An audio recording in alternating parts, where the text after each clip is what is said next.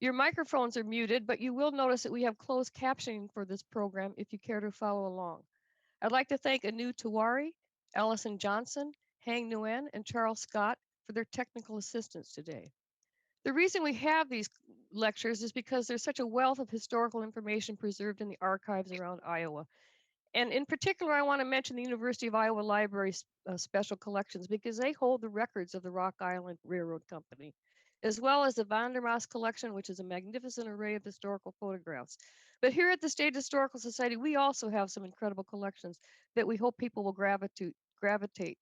Um, I want to mention that we have a special celebration going on during the month of March because has achieved the 175th anniversary of our statehood. There will be Iowa History 101 webinars offered every Tuesday and Thursday at noon through our office in Des Moines, and we encourage you to look at our website to sign up for those. In terms of the Iowa stories, our next one will be a week from today when Peter Hanley will discuss the establishment of communal societies in the 19th century in various locations across Iowa. Today, I want to get back to talking about our distinguished historian, H. Roger Grant. He got involved with us way back in 1975 or so when the editor of the Palimpsest, Al Edward Purcell, brought him on board to write some articles. He wrote about Buffalo Bill. He wrote about a baby scholar. He brought attention to a man named E.G. Powers, who was a farmer out in Boone County that documented the experiences of the Great Depression in his diaries on a daily basis. And together with Ed Purcell, they put together a book called Years of Struggle, which is really a window into that world that we would not otherwise have. But he has devoted most of his life to this topic of railroads and transportation history, having been an author of at least 36 academic books. His latest work, A Mighty Fine Road, A History of the Chicago Rock Island Pacific Railroad Company, appeared last October from Indiana University Press. But he's got more books on the horizon. He's very skilled as a visual historian as well and knows how to extrapolate all kinds of information and nuances out of the photographs he puts in his book. Today, we're honored because he's going to give us a very broad overview of the Rock Islands development and impact to our nation, not just in terms of popular American culture and songwriting, but really from the brass tacks of how you actually form companies and get communities together and have people act out this railroad fever that hit our nation in the middle of the 19th century. So join me today in welcoming H. Roger Grant, who is the Catherine and Calhoun Lemon Professor of History at Clemson University. Thank you, Roger, for joining us today. And thank you, Mary, and your staff for allowing me to talk about the Rock Island Railroad, at least during its formative years. I might add that I've long been interested in railroads in my native state. In fact, my first major railroad book became a bestseller for a university press, A History of the Chicago Great Western. And then after that was published, my next company history was of the Chicago and Northwestern Railroad. And then in the early part of this year or of this century, I wrote a history of the Wabash. And so the Rock Island is the fourth company history that deals with Hawkeye State railroads, both past and to a degree present. So this afternoon, I'd like to talk about building the Rock Island Railroad, at least its main line, which went from Davenport out to Council Bluffs and made a connection with the Union Pacific Central Pacific, our first transcontinental railroad. Railroad fever gripped the nation early on. Yes, the Baltimore and Ohio and the South Carolina Canal and Railroad Company were in the vanguard of the steam railroad era. But Iowans got interested too during what I call the demonstration period, which would be the 1830s and the 1840s, sort of inventing what the railroad or the modern railroad would look like. And we can point out that in the 1840s, there was interest in a paper railroad. It never turned a wheel, and that was the Philadelphia, Fort Wayne, and Platte Valley, a railroad obviously that never reached Iowa. But for some reason that I do not understand, there was enthusiasm in Knoxville and in Marion County for this hot air proposal. And then there was much discussion. In fact, the nation was abuzz with the possibilities of extending a railroad to deep water, namely the Pacific Ocean. And Whitney proposed a railroad in the 1840s, actually in 1844, to go from Lake Michigan to the Oregon country. Now, I doubt if it was going to go through Iowa, it would go through Minnesota territory, but at least if you look at Iowa newspapers from that period, there was discussion about coming out into the hinterlands, into the West with the iron horse. And when you think about it, Iowa had miserable roads before the coming of the railroad. Certainly, the nature of the soil produced a vicious and viscous type of soil, which made the mud season difficult. Wagons would sink. We had the ruts. And then when you had any excessive rainfall, you had more mud. And that explains why Iowans, as Americans generally, try to get a better form of transportation.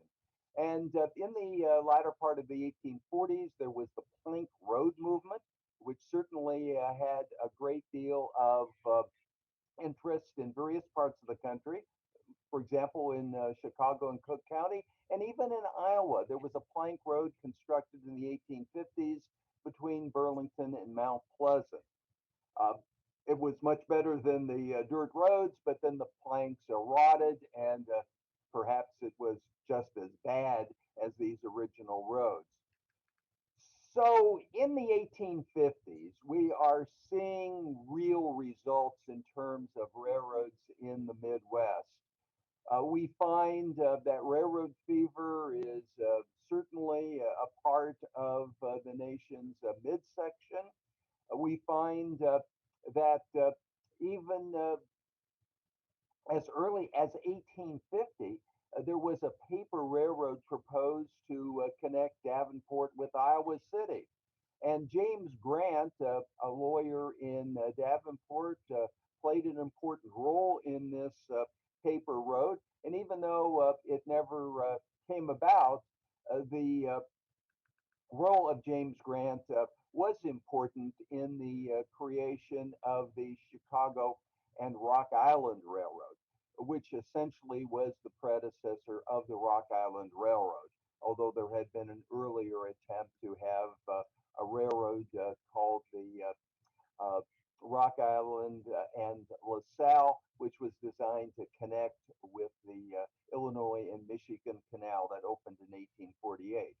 But to get back to the Rock Island story, we find that in 1851, the Chicago and Rock Island is incorporated, and the real power, the real force behind this railroad didn't come from Chicagoans exactly. It came from two Easterners, from Henry Farnham and Joseph Sheffield. Farnham was a self trained civil engineer. Sheffield had made money as a merchant and as a trader, particularly in the cotton field. And he was the money bag, so to speak. And they initially got involved in a canal project in Connecticut, which was ill fated, but it did morph into a railroad. They were bright enough to realize that the New Haven and Northampton Canal was not going to make it. And so they turned the towpath and the canal itself into what was called the Canal Railroad. They then sold it and looked for opportunities out west. And they found them in Indiana, where they got involved with the unit of the Michigan Southern Railroad. And it would be the Michigan Southern and the Michigan Central that arrived in Chicago in 1852. Now, the Iron Horse had already come to the Windy City, It was the Galena and Chicago Union in 1848, the same year as the Illinois and Michigan Canal made its debut. Well, um, Chicago by 1852 was now proclaiming itself the hub of the universe. Well, to move the Chicago and Rock Island west, the company of Sheffield and Farnham was able to build 181 miles from Chicago to Rock Island. And they were not robber barons. They had a package where they agreed to build the railroad and the infrastructure and to equip it, etc. Then they would turn it over to the actual owners. They did a marvelous job. They built this railroad within a relatively short period of time. And then on Washington's birthday, a very appropriate patriotic day, in 1854, the construction was completed. And a grand celebration followed. And we'll have a host, a plethora of celebrations when the Iron Horse makes its arrival. And here is a quote from the Chicago Daily Press at the time. It says, the reception at Rock Island was a magnificent spectacle. Thousands of people lined the streets and crowded the doors and windows. Fair ladies waved their kerchiefs, and stout men booming across, stout men and youths shouted wildly, while the thunder of Colonel Swift's gun went booming across the Mississippi, arousing the echoes from the majestic cliffs. It was a glorious day for Rock Island and for her neighbors in Davenport. And now we see a shift in trade. Cargoes coming from Wisconsin and Minnesota down the Mississippi River, uh, instead of going to St. Louis, and then cargoes going up on steamboats, were now being funneled through Rock Island. And this was really going to be good news for the financial backers and for the citizenry general who lived along this new pike. And I just love this quote. It just shows you the enthusiasm that existed when we finally had steel rails available. And this is from a Davenport grain dealer. He said, the opening of the Chicago and Rock Island rather bewildered me. It revolutionized the mode of doing business. When the railroad got into operation, produce men were as thick as potato bugs. If a man could raise $250, he could begin business. The amount would buy a carload of wheat. In the morning, he would engage a car, have it put where he could load it, and have the farmer put his wheat, barley, or oats, as the case might be, in the car. And by 3 o'clock in the afternoon, the car was loaded and shipped. So we're talking a revolution in transportation. So, needless to say, we find that the railroads are at least on the verge of arriving in the Hawkeye State. And they finally do in the summer of 1853, in the sense that survey work is beginning. And this survey work will be going west from Davenport, eventually out to what used to be called Canesville, which is Council Bluffs. And we have Peter Day and Granville Dodge participating. And Granville Dodge complained about the overall condition of survey work, that it was not pleasant. There were insects, there were snakes, there were brush, not forest, but certainly a vegetation that was rather annoying. And anyway, to make a long story short, I might note that Granville Dodge made sure that in Grinnell that the site of the future depot would be on property that he owned. And unlike Illinois, there were a number of rivers and streams that would have to be crossed, including obviously the Skunk and the Des Moines, and before that the Cedar River as well. And as you know, in the western part of Iowa, you have those wind-blown hills in Pottawatomie County, and that would make survey work somewhat uh, challenged.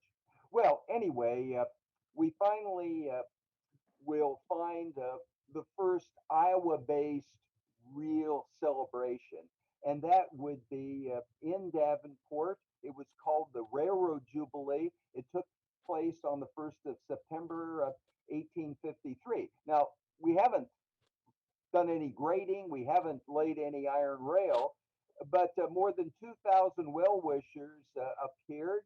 And as a Scott County historian pointed out in the 1880s, the occasion was one of universal rejoicing, and a great and important object had been accomplished for our city, our county, and our state. Here is Mr. Optimist thinking that the railway age is about to appear in this area of Iowa. Now, it's kind of interesting that the survey work coincided with another railroad project that was going to bridge the state. And this was the ill fated Lyons and Iowa Central Airline. And Lyons later became a part of Clinton.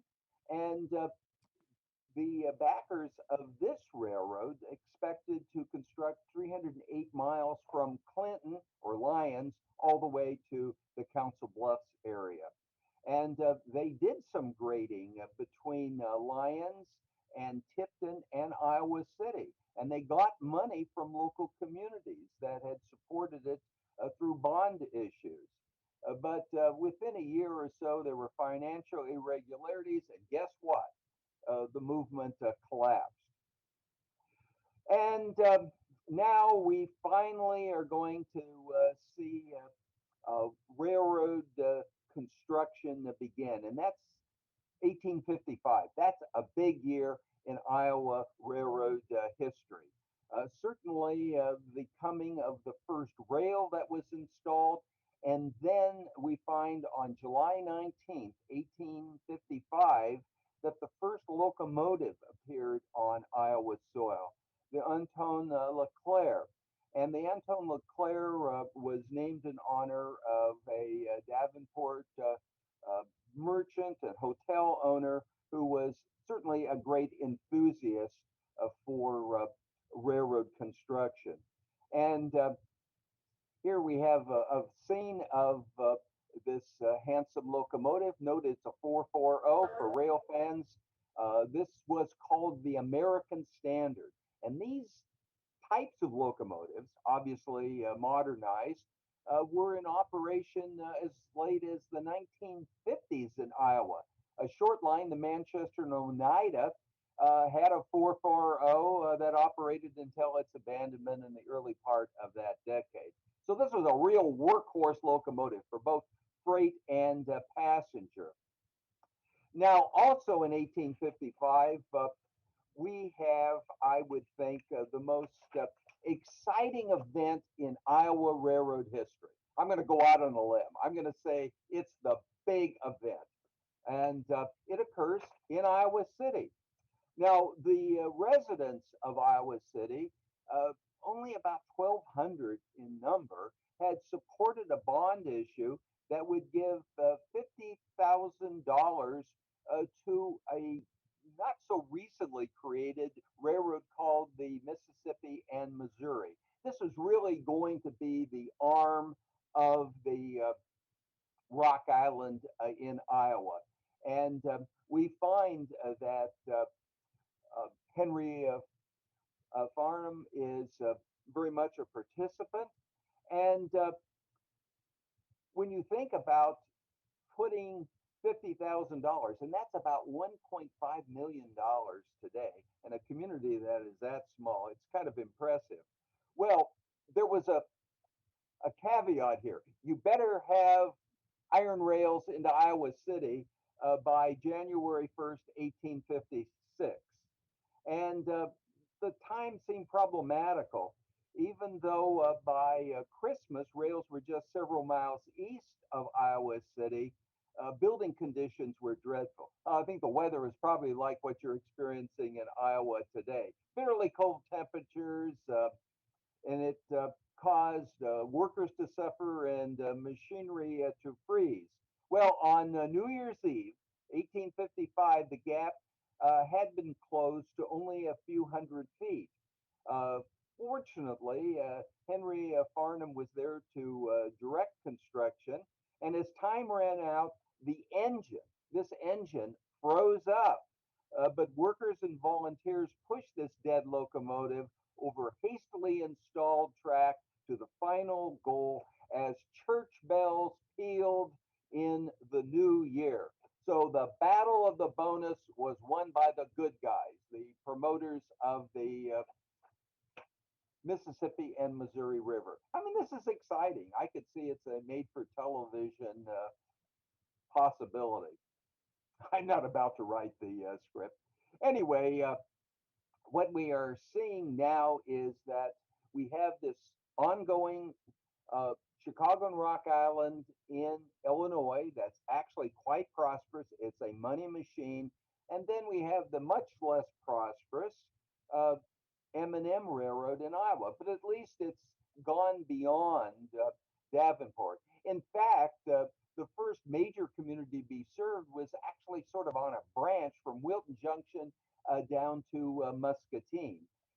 In fact, I should emphasize that the M&M promoters were thinking about three different routes. They were going to build across Iowa, they were going to build to the southwest towards Kansas, and that's what we're going to see with Muscatine, which would later be extended to Washington, and then by 1871 through places like Centerville and then down into Missouri. And then the other possibility was building towards Minnesota territory through Cedar Rapids. So there you are. Um, and then we have the bridge. Now, this is going to connect these two disjointed units.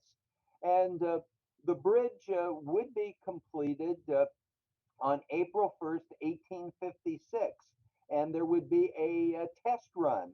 And the locomotive that creeped across this new bridge was the Des Moines. And at this time, railroads like shipping companies and canal companies with the packet boats didn't number locomotives, they were named. But eventually that was too complicated and you sort of run out of names. And we are then having a more logical numerical system. Well, so there is great rejoicing with the opening of the first bridge to span the Mississippi River.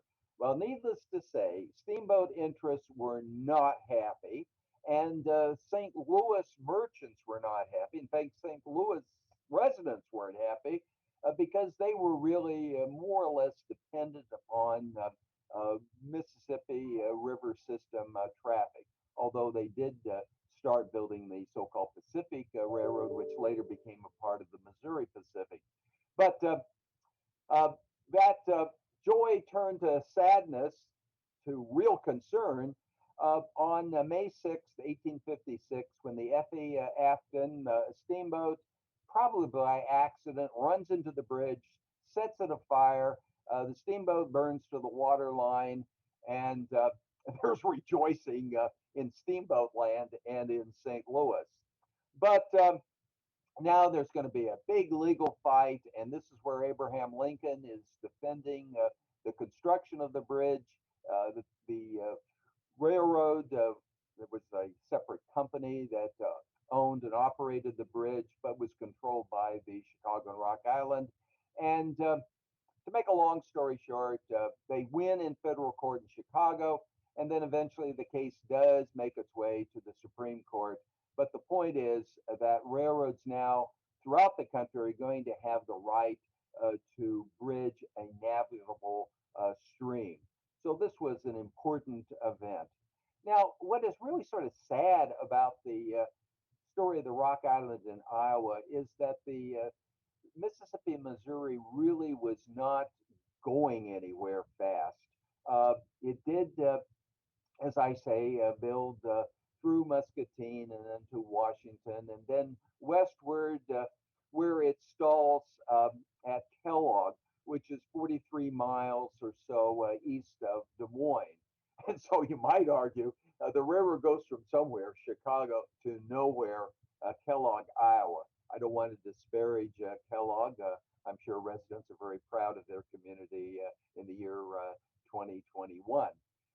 But they wanted to get to Des Moines, and they wanted to obviously get to the Missouri River. So Des Moines is anxious to get the M&M, but another railroad beats it, and that's the Des Moines Valley Railroad, which arrives in Des Moines in 1866. 1866. And this railroad is going to link the Gate City, which is the nickname for Keokuk, with the capital, and it was going to move to the north and northwest. Well, with the arrival of the Des Moines Valley Railroad, and later it had some name changes and becomes known as the Keokuk and Des Moines, and then for years it was called the KD. And the Rock Island eventually gets control of the KD, but not at this time. But I love what the editor of Des Moines newspaper said. All doubts had fled. This is with the arrival of the Des Moines Valley. The great triumph has been achieved. The promised train is here today. The sun shines in a clear firmament. The day, yea, the hour of final victory has come. That's not my prose. That's 19th century journalistic prose. But there was excitement. Well, fortunately, the Rock Island does arrive, and that occurs on September 9th, 1867. And Des Moines, Polk County did help the M&M financially. By this time, actually, it was the Rock Island, and I'll explain it in a second. But they gave approximately $2 million to support this railroad. Well, there was a big blowout when the Des Moines Valley arrived, but this is, hey, we got another railroad. In fact, it was much better positioned. But the point is, you don't have a super celebration. Now, the M&M was not really doing well financially, and there were concerns. It essentially went bankrupt. But in a complicated corporate history story, we will have the creation of the Rock Island, Chicago, and Pacific One, and then the Chicago, Rock Island, Pacific Two. And this was designed to protect a land grant that had been given to the M&M much earlier. This was the Iowa Land Bill of 1856. It involved about 4.3 million acres to several companies, and the M&M could claim about a 500,000 acres. And when you think about the Rock Island corridor across Iowa, at least the eastern part, some of the most fertile farmland on planet Earth. And certainly some of it existed west of the Des Moines River, west of the Raccoon River. So this was largely designed to protect that land grant, and the railroad saw this as a way of attracting settlers and also making money as well. So in 1865, we have what really becomes the Chicago, Rock Island, and Pacific. And I might note that there were a lot of railroads, both big ones and little ones, that had "and Pacific," like the Quanah, Acme, and Pacific Railroad of Texas. There were these dreams. There was these great hopes of reaching the promised land. Well, the Rock Island now has been built across Iowa. And then in 1871, as I indicated, the line that you see on this map that goes through Eldon and Centerville to the southwest would be open. Now, the Rock Island, like virtually every future major carrier, also had subsidiary companies, companies that they supported. And the feeling was that if you had these auxiliary companies that were different corporately organized from the main railroad, that if these companies went belly up, it wouldn't drag down the big company.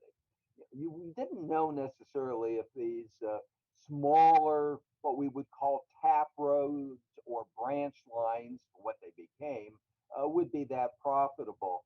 But there would be an important railroad, at least from my experience as a graduate of Simpson College in Indianola, that in November 1871, there would be the building of a 20 some mile branch south of Des Moines through what is Carlisle to Indianola.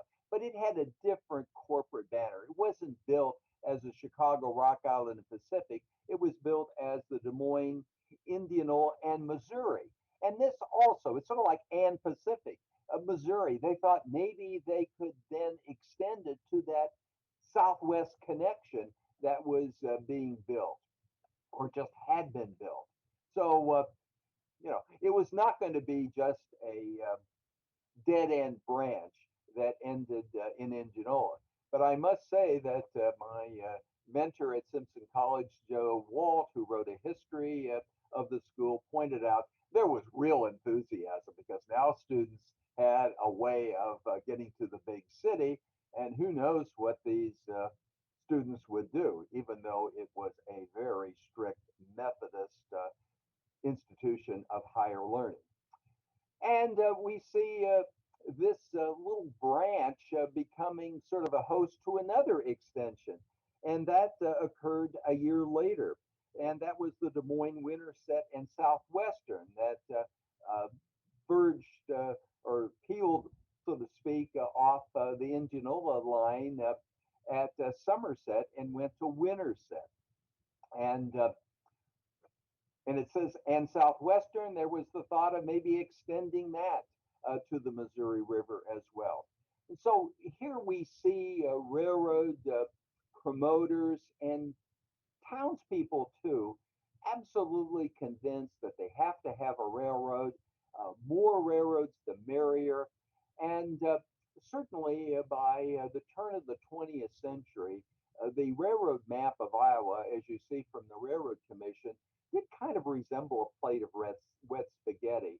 And eventually, we have approximately 10,000 route miles. And the construction didn't end in 1900. There were additional rail lines built, including the Rock Island, constructing an important linkage between railroads that went north of Des Moines to the Twin Cities and then to the southwest and south, or at least through the southern Great Plains.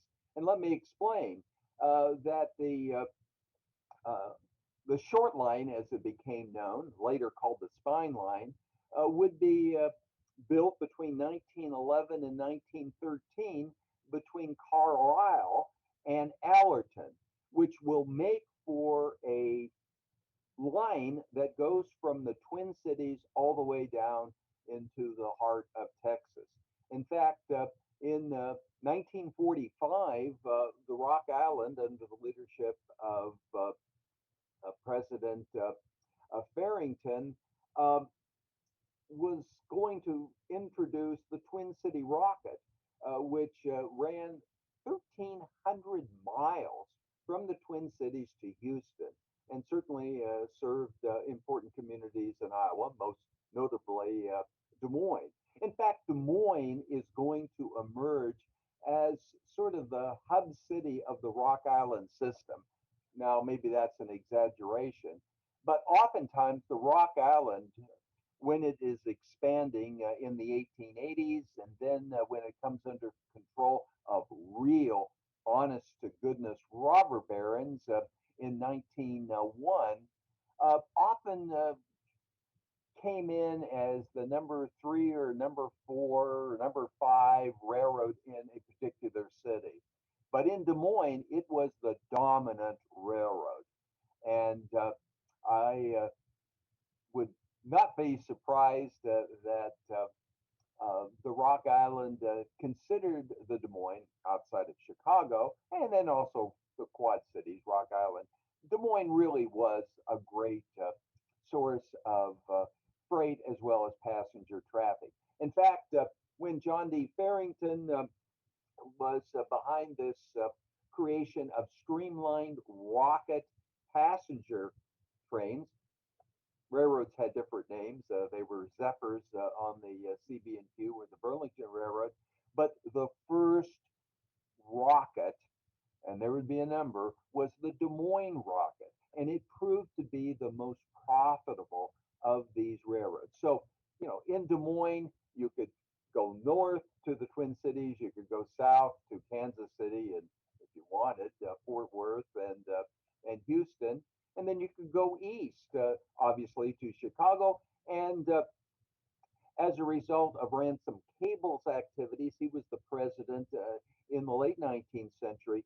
The railroad did extend to Colorado Springs and through trackage rights to Denver. And this would be the route of the Rocky Mountain Limited, which was one of the premier name trains in the early part of the 20th century. So in Des Moines, you really had a transportation choice on the Rock Island system. And I remember a colleague when I taught at the University of Akron's wife was a student at the University of Iowa. And she wasn't paying much attention. And so she got on the wrong train and she discovered that she was going to Iowa Falls rather than to Iowa City. It sounds like a typical student that I've known for 50 some years as a college instructor. So the Rock Island is going to create a rather strange route map. It went to some places that people didn't expect, like in south central Louisiana, for instance. And in Iowa, it was the number one railroad. It was a part of what we call the Big Four.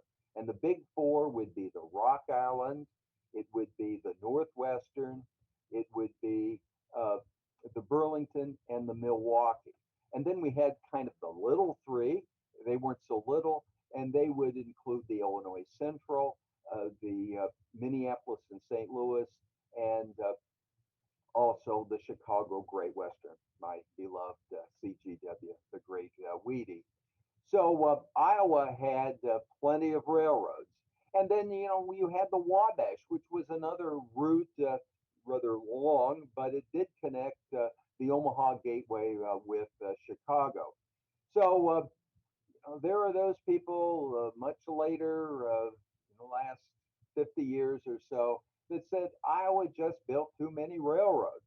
President Wolf of the Chicago Northwestern in the 1960s said, this is ridiculous. We've got all these weed covered branch lines. Well, when they were built, what was the range of a farm wagon or a carriage or a cart? It wasn't very much. And Iowa liked to boast that there was no place in the state that was further from a railroad depot, a station, although stations are just name places, they may or may not have a depot, more than a dozen miles.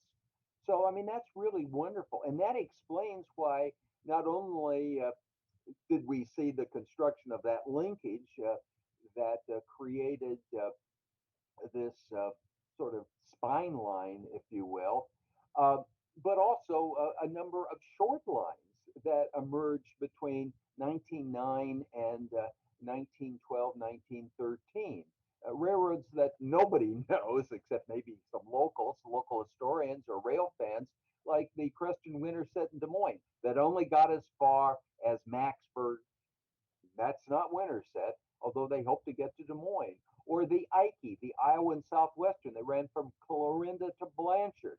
And people in Clarinda had good railroad service on the Burlington, on branch lines and a secondary main line, but it was a Burlington town, and people thought, hey, we need some competition.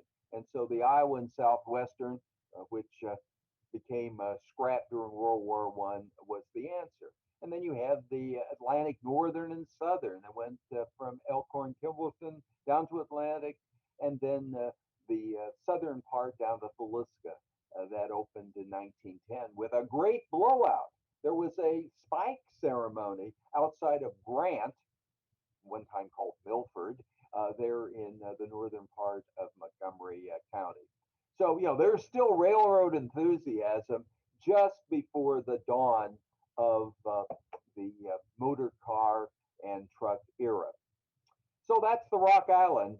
Unfortunately, the Rock Island is the largest Class 1 railroad ever to be liquidated, but people in Iowa, at least on the old main line, um, benefited from the Iowa Interstate, which is owned presently by the Railroad Development Company of Corporation, excuse me, of Pittsburgh.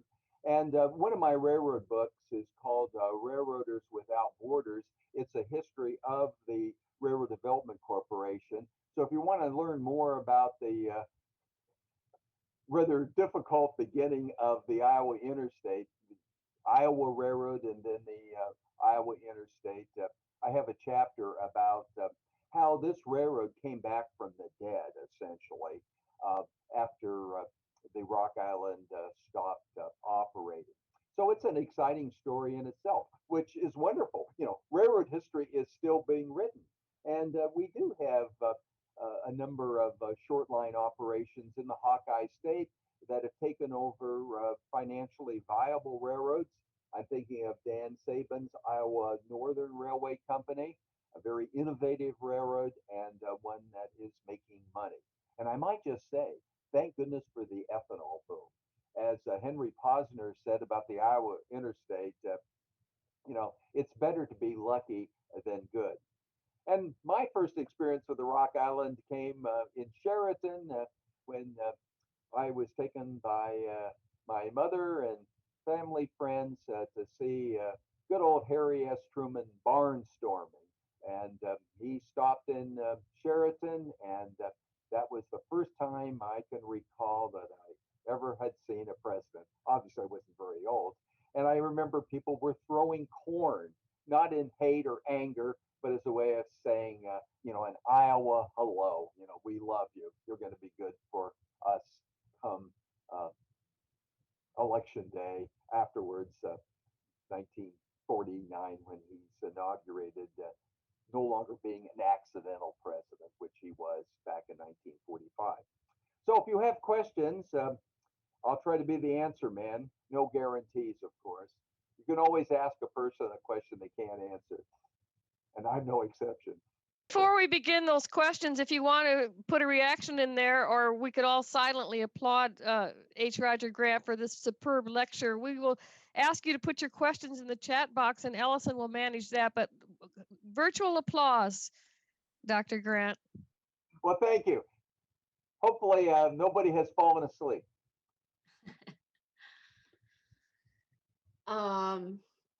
Okay, so, and feel free to type more questions, and we didn't have too many, so if you have more, if you're waiting to type one in, go ahead. Somebody had a question about their relatives came to Iowa, and they lived 30 miles west of Iowa City in 1856, but then later in the 1880s, they moved to Louisiana, and they were wondering how they would have gotten there. By rail.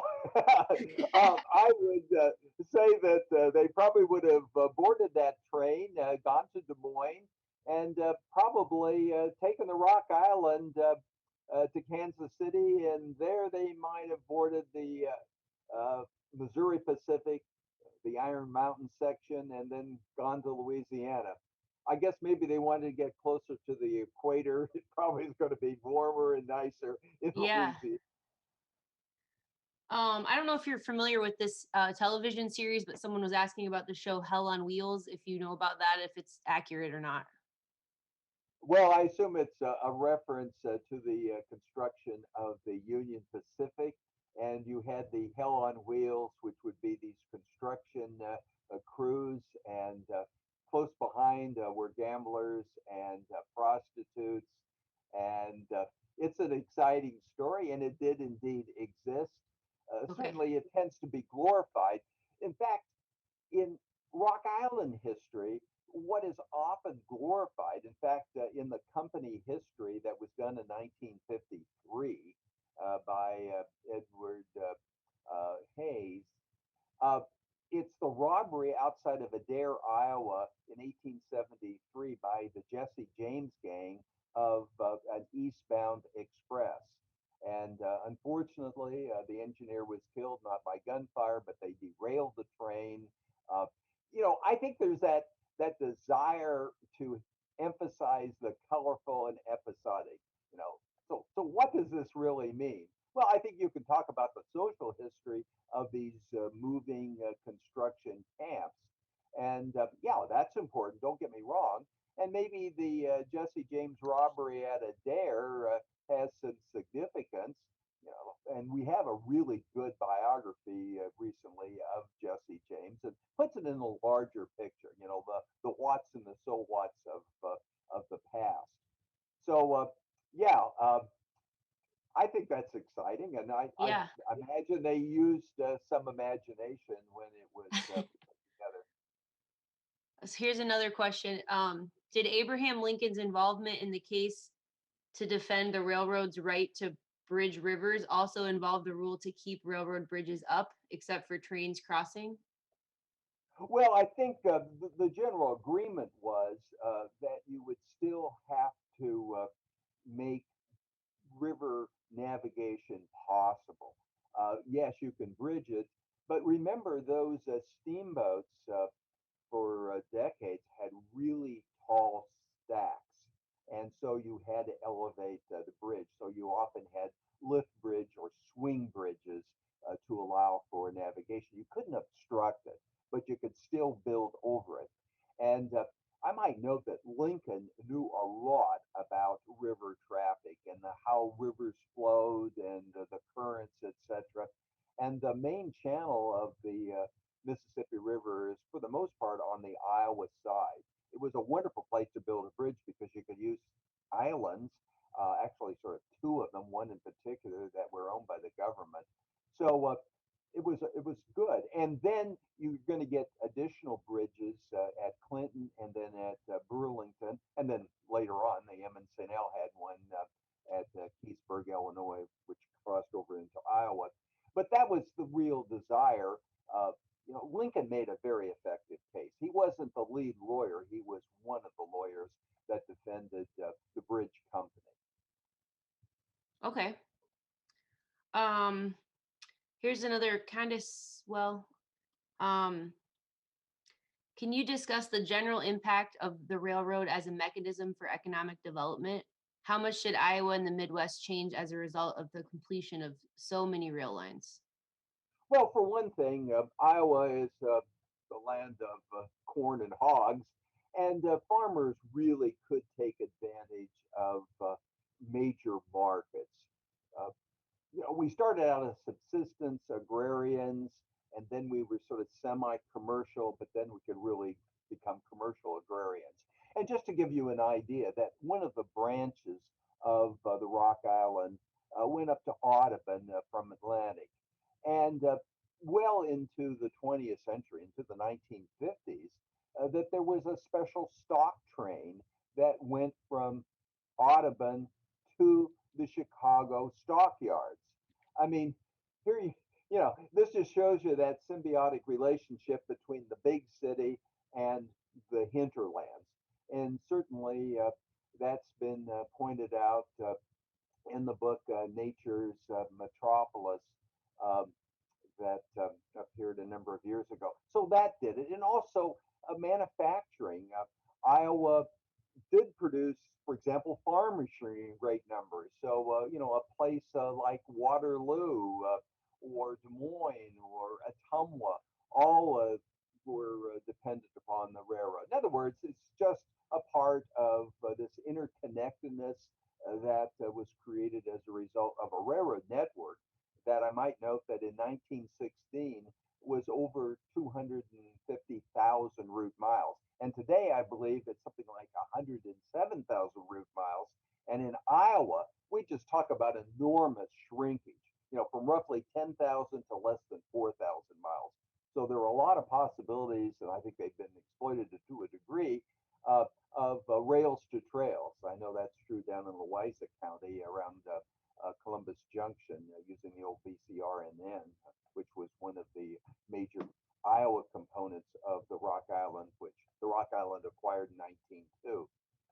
So yeah, how Yeah. did Iowa grow? In other words, the railroads are to transportation what, in some ways, the interstate highways are to today's transportation. That makes sense. Um, Here's a good one. Somebody says, I presume the railroads had a significant impact on military campaigns in the Civil War. Do you think the Civil War might have been longer if it had occurred before the railroad system was in place? Like, say, if it had occurred in the mid 1840s or early 1850s? Oh, that's a good question. Actually, I wrote a book that was sponsored by Norfolk Southern. It's called The Louisville, Cincinnati, and Charleston Railroad Dreams of Linking North and South. Title I can really never remember. And that's one of the arguments that I make. In fact, this was a railroad that was never built. I don't want to give you a lecture on the LC and C railroad, but it was proposed in the 1830s, and some of it was built, not very much. But the argument that I make is that if you had this north south corridor, that it would have created social and economic ties between the old Northwest and the South. And who knows, it might have made a difference. Um, I don't know. Certainly, the railroads that were controlled by the North certainly made a difference and was one of the reasons for the defeat of the Confederacy. Also, the fact that railroads in the North were mostly standard gauge. In the South, you had Southern gauge of 5 feet width and 4 feet 8.5 inches standard gauge. It's not a problem for moving troops, but it's a mess moving freight because you have to transload it. And Virginia, which had the greatest railroad mileage in the South, had both Southern gauge and standard gauge. I don't know. Counterfactual history is fun. I can't really say, but I would think that if we had a real tie between the old Northwest and the South, who knows? In fact, Abraham Lincoln's economic advisor said if there had been a railroad, there wouldn't have been the Civil War. I don't know. It's kind Yeah. of fun to think about. Another question, it says, I am looking into a big CRI PRR wreck in Altoona in 1877. Is this in your book? No, it isn't. There were a lot of wrecks, and Yeah. in fact, one of the worst wrecks, probably on the Rock Island, of a Rock Island train actually occurred at Green Mountain, Iowa, but it was a Rock Island train that was detouring over the Chicago Great Western. And I've forgotten how many people were killed, 40 some, and many were injured. Yeah, wrecks are a part of railroads, just like highway accidents are a part Yeah. of highway travel, and we have airplane disasters as well. I don't know. But this is something that you do find often in county history books, especially because this is a big event. It's going to be etched on the memories of people.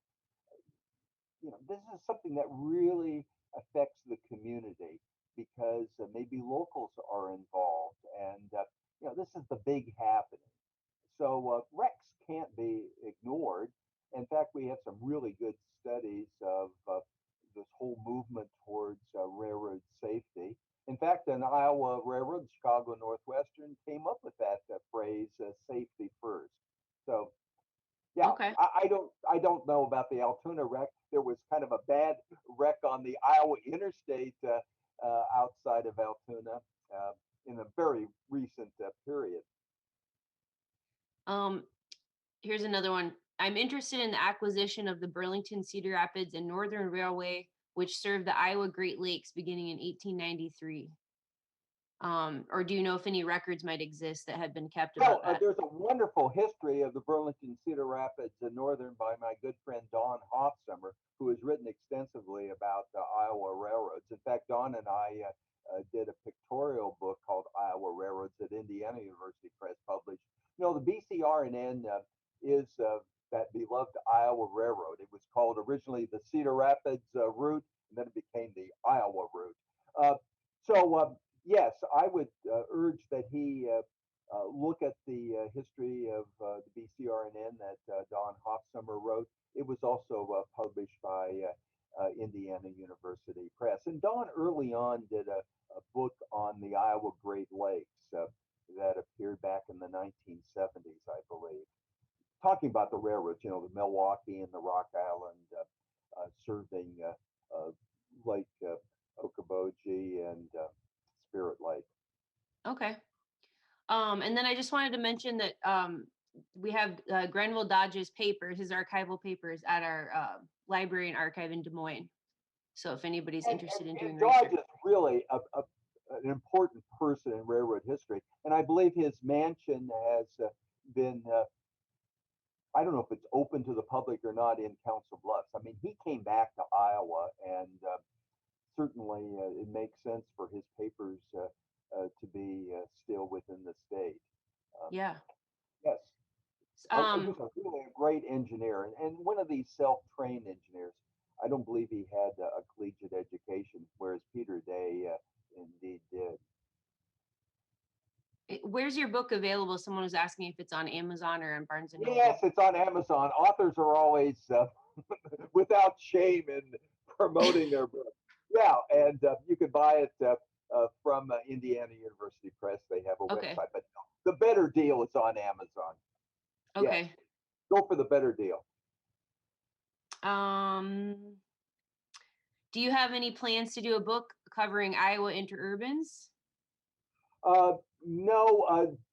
Going back to Don Hofsummer, he recently had a history of the Fort Dodge, Des Moines, and Southern. I think a collective history of Iowa Interurbans would be wonderful because the Cedar Rapids and Iowa City, the Crantic, is just a wild example of an interurban that should have probably died, but reinvented itself as a profitable, and I verbally underscore profitable, short line freight carrier. So going from 1904, when it was first opened, to today, it's an exciting history. Now, some of the interurbans in Iowa didn't last long. In my home community, the Albia Interurban, which became the Albia Light Railway Company, gave up the ghost in the mid-1920s when so many of these very weak, non-freight carrying interurbans collapsed. But, you know, Iowa had interurbans that were, for the most part, able to handle carload freight. And Iowa's interurban mileage, I believe, is second only west of the Mississippi to Texas and certainly California, because the largest interurban, Pacific Electric, was in Southern California, LA. This is Mary for a minute. We've reached our 1 hour mark. Absolutely wonderful. So thank you again for contributing your time without any compensation, but we want you to charge. No. Some people wrote that they're going to buy your book for Christmas presents, though, next year. So. Well, they are suitable for holiday gift giving, I will admit. I know you didn't want to pay attention to the chat, but there's been high praise offered continuously throughout your talk. So again, we are very appreciative of your time, and we want you to charge ahead and do more books that include Iowa in them. So thank you very much. I promise. We're so proud of your lifetime achievement and how you've put Iowa on the map. So thank you very much. And if everybody still wants to throw a reaction up, we can give him another round of applause here. So we will end this recording and encourage you to join us a week from today at noon to listen to Peter Hanley teach us about the Communal Societies of Iowa. Please look at the email I've sent out. We've got a full lineup, as does the Iowa History 101 lecture series. So thank you again for your support for the State Historical Society of Iowa. We truly appreciate it.